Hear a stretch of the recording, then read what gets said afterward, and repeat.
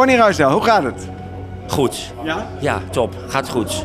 Heerlijk. Ik kon doorrijden hier. Ik was even bang dat ik hier al in Assen verstrikt zou raken in allerlei files en alles en nog wat. Maar we waren ruim op tijd vertrokken, dus we zijn er. Dus Jan en Annie zijn bezig. Zometeen ga ik op de bühne hier al.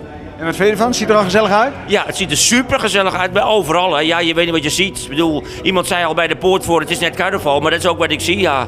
Dus ik ben al met 15.000 mensen op de foto gegaan onderweg. Ja, Ronnie Ruisdael, hip hip, van de koeien naar de kip. Ik had een banaan onder de arm, hier met die banaan. En nou ja, goed, oud flauwekul, leuk. Ja, dit jaar zit ik 25 jaar in het vak. Dus 25 jaar geleden heb ik voor de eerste keer op mijn plateausolo, zal ik maar zeggen, het podium betreden.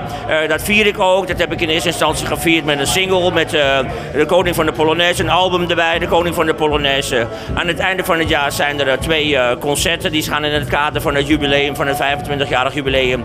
Je bent altijd toch wel weer bezig met een nieuwe single. De Koning van de Polonaise is geweest. Dat is leuk. Hij heeft het heel goed gedaan. Dat doe ik bij ieder optreden. Dat kan je niet altijd van iedere single zeggen. Soms maak je een single en dan vind je het zelf een geweldig nummer. En dan blijkt dat het publiek het moeilijker vindt. Maar de Koning van de Polonaise is overal, hoppa hoppa. Het is dus die 20 jaar geleden dat Dansje de Heilige Mei, was 1995, op 5 stond in de hitnotering, in de hitlijsten.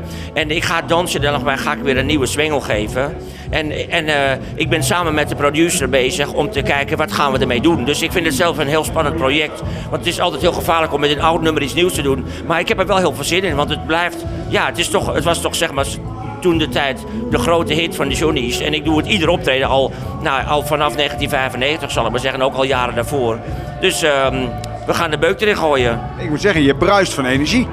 Ja, ik bruis wel van energie, ja. Ik ga alleen maar op het podium als ik blauw voor de zak ben.